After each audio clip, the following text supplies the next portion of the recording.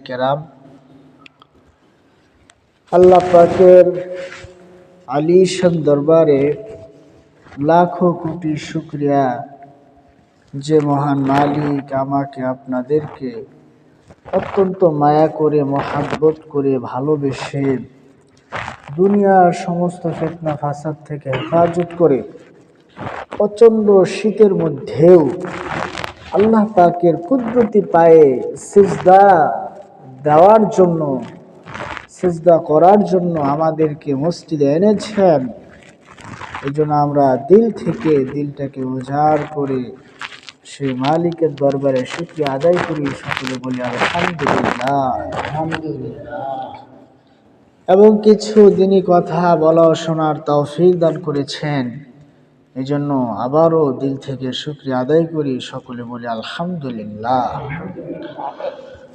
তো সম্মানিত উপস্থিতি, আমি আজকে খুবই সংক্ষেপে আলোচনা করব। আপনাদের সামনে আমি যে আয়াতে কারিমা তেলাওয়াত করেছি, কোরআনে কারিমের সিরিয়াল অনুযায়ী 3 নাম্বার সূরা। কয় নাম্বার সূরা? 3 নাম্বার সূরার সূরাত আলে ইমরান এর 31 নাম্বার আয়াতে কারিমা তেলাওয়াত করেছি। রাসূল আরবি সাল্লাল্লাহু আলাইহি ওয়াসাল্লামের অসংখ্য অগণিত হাদিস শরীফ সমূহ থেকে বুখারী শরীফের 15 নাম্বার হাদিস আপনাদের সামনে আমি তেলাওয়াত করেছি। তো আয়াতে কারিমার মধ্যে আল্লাহ পাক কি বলেছেন, হাদিসের মধ্যে নবীজি কি বলেছেন, আগে বাংলা বলি, তারপরে আমাদের কি করণীয়, কি করা উচিত সেটা বলবো ইনশাআল্লাহ। তো আয়াতে কারিমার মধ্যে আল্লাহ পাক নবীজিকে লক্ষ্য করে বলেন, হে আমার হাবিব, হে আমার বন্ধু,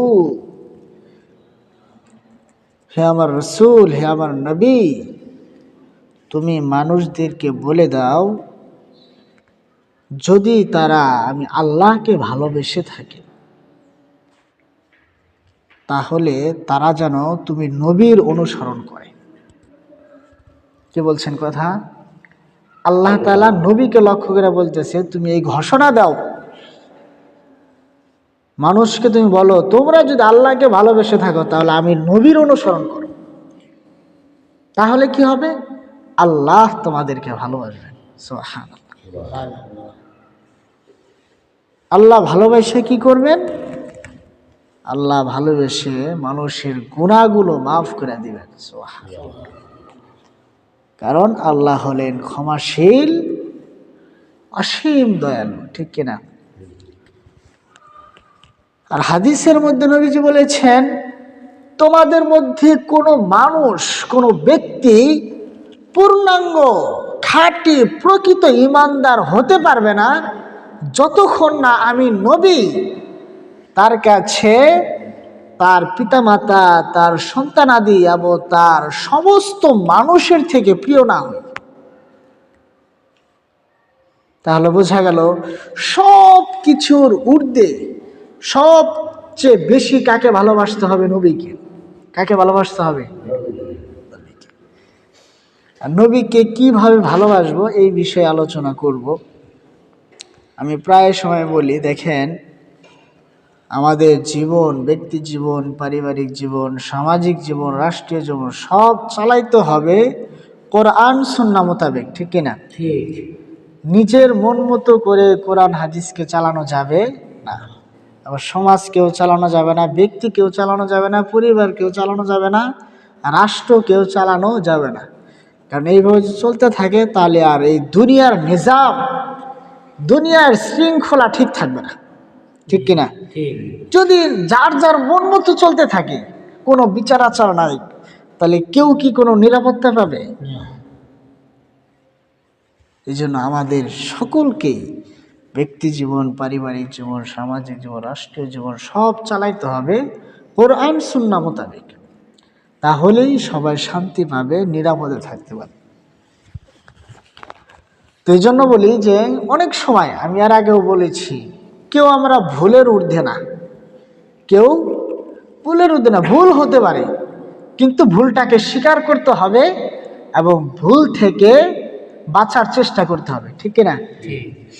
আমি আপনি ভুল করতে থাকবো আর স্বীকারও করব না, ভুল থেকে দূরেও থাকবো না, বাঁচার চেষ্টা করব না, আরো যদি তেরামি করে আরো ভুলের মধ্যে যেতে থাকি, তাহলে কি এটা ফলাফল ভালো হবে না খারাপ হবে?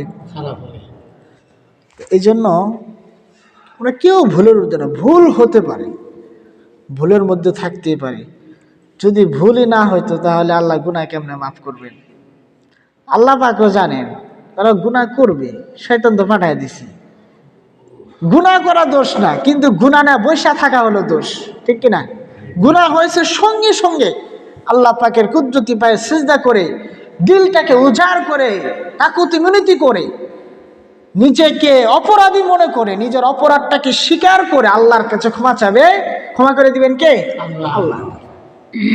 আল্লাহ পাকের কাছে আমি আর আগে একদিন বলেছি, হাদিসটা এখন না বলে পারতেছি না। একজন ব্যক্তি মরুভূমির অঞ্চলে, বাংলাদেশে তো মরুভূমি চেনা যায় না, আরো ওদিকে গেলে দেখা যায় মরুভূমি কাকে বলে। দেশকে দেয় মনে বিঘাকে বিঘা, মাইলকে মাইল, একদম ফাঁকা, খালি বালুর মাঠ। একজন মনে করেন মরুভূমির অঞ্চলতে চলতেছে বাহনে, উটের উপরে, তার আসবাবপত্র সবকিছু উটের সাথে, হঠাৎ তার থেকে উটটা ছুটে গেল, তাহলে কি বলেন? পেরেশানি না? পুরা মরুভূমির মধ্যে কিভাবে যাবে সে? কি বলেন? সে পেরেশানি আছে কিনা? এরকম চিন্তা করতে করতে সে হঠাৎ একটা গাছ পেল ফাঁকা মাঠে, গাছের ছায়া তলে চিন্তা করতে করতে ঘুমিয়ে গেল। ঘুম থেকে উঠে দেখে তার বাহনটা তার সামনে উপস্থিত। বলেন সুবহানাল্লাহ। তো বেচারা তখন এত খুশি হয়, খুশির ঠেলা সে বলেই ফেলে যে আল্লাহ তুমি হলে আমার বান্দা, আমি হলাম তোমার রব। বলেন নাউজুবিল্লাহ। এটা খুশির কারণে বলে, হাদিসের মধ্যে এইভাবে আসছে। তো আল্লাহ পাক বলেন ওই ব্যক্তিটা যেই পরিমাণ খুশি হয় তার হারানো বস্তু পাওয়ার কারণে, তো আমি আল্লাহ তার চেয়ে হাজার হাজার শত শত গুণ বেশি খুশি হই যখন কোনো বান্দা গুনাহ থেকে তওবা করে আমার কাছে ফিরে আসে। বলেন সুবহানাল্লাহ। এই জন্য মহতারাম, গুনাহ হতে পারে কিন্তু গুনাহকে স্বীকার করতে হবে এবং সেটা থেকে বাঁচার চেষ্টা করতে হবে। এই জন্য মহতারাম হাজিরিন, তো আল্লাহ পাক আয়াতে কারিমার মধ্যে বললেন নবীজিকে লক্ষ্য করে, হে নবী তুমি বলে দাও যদি মানুষ আমি আল্লাহকে ভালোবাসতে চাই তাহলে যেন তুমি নবীকে কি করে? অনুসরণ করে। দেখেন আয়াতের মধ্যে আমি আয়াত পড়ি। আল্লাহ পাক রব্বুল আলামিন বলেন কুল, হে নবী আপনি বলে দিন, ইন কুনতুম তুহিব্বুনাল্লাহ, যদি তোমরা আল্লাহকে ভালোবেসে থাকো, যদি আল্লাহকে ভালোবাসো, ফাত্তাবিউনি, তাহলে তোমরা আমি নবীকে অনুসরণ করো। কাকে অনুসরণ করতে হবে? নবীকে। আল্লাহকে ভালোবাসতে চাইলে কাকে অনুসরণ করতে হবে? কারণ আল্লাহ পাকের ইশারায় তো নবীজি চলেন, ঠিক কিনা? আল্লাহ যেইভাবে চলতে বলেন ওইভাবেই তো কি চলেন? নবীজি চলেন। তাহলে দুনিয়ার বুকেও কেউ যদি কারো কথা মতো চলে তার উপরে সে খুশি হয়ে যায়, ঠিক কিনা? তাই না? তো আল্লাহ পাক তো নবীজিকে এমন ভাবে বানাইছেন, যা কিছু করেন, যা কিছু করেন সব আল্লাহ পাকের ইশারাই করে। এই জন্য যদি আমি আল্লাহকে পেতে চাই, আল্লাহর ভালোবাসা চাই, তাহলে কাকে অনুসরণ করতে হবে? নবীজিকে। তাহলে কি হবে? আল্লাহ পাক আয়াতে কারিমার মধ্যে উল্লেখ করেছেন ইউহিব্বুকুমুল্লাহ, আল্লাহ তোমাদেরকে ভালোবাসবেন, ওয়া ইয়াগফির লাকুম যুনুবাকুম, আর আল্লাহ তাআলা ভালোবেসে তোমাদের গুনাহগুলোকে ক্ষমা করে দিবেন। বলেন সুবহানাল্লাহ। ওয়াল্লাহু গফুরুর রহিম, কারণ আল্লাহ তাআলা হলেন ক্ষমাশীল, মহাদয়াময়। আল্লাহ পাক যদি কাউকে ক্ষমা করে দেন তাহলে কোনো ব্যক্তির এই সাহস হবে না তাকে বলার যে তুমি তাকে কেন ক্ষমা করে দিলাম।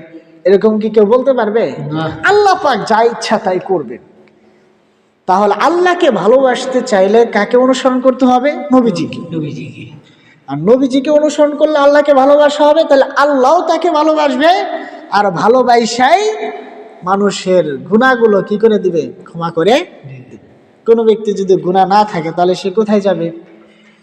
জান্নাতে যাবে। জাহান্নাম তো বানানো হয়েছে যে শাস্তি দেওয়ার জন্য, মানে ভুল করছে আর শাস্তি। আর যদি তার ভুলই না থাকে, আল্লাহ পাক কি মানুষের মতো জুলুম করবেন যে নিরপরাধ ব্যক্তিকেও শাস্তি দিবেন? এটা হতে পারে না। আল্লাহ তাআলা কারোর সাথে জুলুম করবে না। তা আল্লাহ পাক যদি গুনাহগুলো ক্ষমা করে দেন তাহলে সে কোথায় যাবে? জান্নাতে যাবে। এখন কোনো ব্যক্তি যদি দাবি করে যে আমি আল্লাহকে ভালোবাসি, নবীকে ভালোবাসি, অথচ তার মধ্যে নবীর অনুকরণ, নবীর সুন্নত, নবীজি কিভাবে জীবনযাপন করেছেন কোনো কিছুই নাই, মুখে দাবি করলাম আমি আল্লাহকে ভালোবাসি, নবীকে ভালোবাসি, তাহলে বোঝা গেল সে আল্লাহকে নবীকে ভালোবাসার দাবির ক্ষেত্রে সে মিথ্যুক, ঠিক কিনা? দাবি করে ভালোবাসে অথচ তার মধ্যে নবীজির অনুকরণ নাই, নবীর অনুসরণ নাই, নবী যেভাবে চলতে বলেছেন এগুলা নাই, তাহলে বোঝা গেল ভালোবাসার দাবি করার ক্ষেত্রে সে কি? মিথ্যাবাদী। সে যতই চাপা পিটায়, এটা পাবলিক জাতি বুঝবে যে তুমি একজন ধোঁকাবাজ, ঠিক কিনা? তুমি বলো যে আমি আল্লাহকে ভালোবাসি, নবীকে ভালোবাসি, অথচ নবীর অনুকরণ নাই, অনুসরণ নাই, নবীর সুন্নত নাই তোমার মাঝে, দাড়ি নাই, টুপি নাই, পাঞ্জাবি নাই, হালাল হারাম নাই। এই জন্য মোহতারাম হাজিরিন, অবশ্যই প্রত্যেকটি মানুষের, বিশেষ করে ইমানদার যারা, তাদের অবশ্যই আল্লাহ রসুলকে ভালোবাসা ছাড়া কি জান্নাতে যাওয়া সম্ভব? আল্লাহকে ভালোবাসি না, আল্লাহর হুকুম মানি না, নবীজিকে ভালোবাসি না, তার অনুসরণ করি না, আর আমি আশা করে আছি জান্নাতে চলে যাব, কোনো সম্ভব হবে? এই জন্য মোহতারাম হাজির, প্রত্যেকটা ইমানদারের অবশ্যই উচিত সবচেয়ে ভালোবাসা কার জন্য থাকবে? আল্লাহর জন্য। সবচেয়ে ভালোবাসা থাকবে নবীর জন্য। তাহলে প্রকৃত ইমানদার হওয়া যাবে। আল্লাহ পাক আমাদের সকলকেই আল্লাহকে, নবীজিকে সবচেয়ে বেশি ভালোবাসা এবং আল্লাহ পাকের হুকুম, নবীজির তরিকা মতো আমাদের জীবনকে চালানোর তৌফিক দান করুন। সকলে বলেন আমিন। আমিন। এরপরে হাদিস শরীফ থেকে জানি, বুখারী শরীফের 15 নম্বর হাদিস, যে লা ইউমিনু আহাদুকুম হাত্তা আকুনা আহাব্বা ইলাইহি মিন ওয়ালিদিহি ওয়া ওয়ালাদিহি ওয়ান নাস আজমাইন। নবীজি বলেন যে তোমাদের মধ্যে কোনো ব্যক্তি প্রকৃত ইমানদার হতে পারবে না যতক্ষণ না আমি নবী তার কাছে তার পিতামাতা, তার সন্তানাদি এবং সমস্ত মানুষ থেকে প্রিয় না। আমাদের অনেকেরই সন্তান, পিতামাতা অনেক প্রিয় পাত্র, ঠিক কিনা? মহব্বতের জিনিস। কিন্তু এগুলার চেয়েও সবচেয়ে বেশি মহব্বত কাকে করতে হবে? নবীজিকে। আর নবীজিকে কিভাবে মহব্বত করব? আমরা তো নবী দেখি নাই, আর এখন পাওয়া সম্ভব না। তো নবীজি বলেন আমাকে কেমনে মহব্বত করবা? আমার যে জীবন আছে, আমি যেভাবে চলেছি, আমার যে সুন্নত আছে, আমি যে সুন্নত রেখে এসেছি, সেই সুন্নত অনুযায়ী তোমার ব্যক্তি জীবন, পারিবারিক জীবন, তোমার সামাজিক জীবন, তোমার রাষ্ট্রীয় জীবনকে তুমি চালাবে, তাহলেই আমাকে ভালোবাসা হবে। বলেন সুবহানাল্লাহ। আর অন্য একটা হাদিসের মধ্যে নবীজি বলেছেন, মান আহইয়া সুন্নতি ফাকাদ আহাব্বানি ওয়া মান আহাব্বানি কানা মাই ফিল জান্নাহ। যে ব্যক্তি আমার সুন্নতকে জীবিত করলো, যে ব্যক্তি আমার সুন্নতকে জীবিত করলো, সে কেমন যেন আমাকে ভালোবাসলো, আমাকে ভালোবাসলো। আর যে আমাকে ভালোবাসবে সে আমার সাথে কোথায় থাকবে? জান্নাতে। তো আমরা সবাই নবীজির সাথে জান্নাতে থাকতে চাই না? সুবহানাল্লাহ। কি বলেন, থাকতে চাই কিনা? নবীজিকে ভালোবাসতে চাই কিনা? আল্লাহকে ভালোবাসতে চাই কিনা? তাহলে এই সিস্টেমে আসতে হবে। দেখা যায় হাজারো নবীজির সুন্নত এখন মৃত হয়ে গেছে, অর্থাৎ যেটার আমল জারি না থাকলে তো সেটা মরা হয় না। জীবিত মানুষ তো অনেক কিছু করতে পারে। একজন মানুষ যখন মারা যায়, হাত পা অঙ্গ প্রত্যঙ্গ তো সব ঠিকই থাকে, কিন্তু তার আর কোনো কাজ করতে পারে সে? তো মনে করেন সুন্নত যেটা বাস্তবায়ন নাই, বোঝা গেল ওটাই মৃত হয়ে গেল। এই জন্য নবীজির সুন্নতকে জিন্দা করা উচিত কিনা? করা দরকার আছে কি না?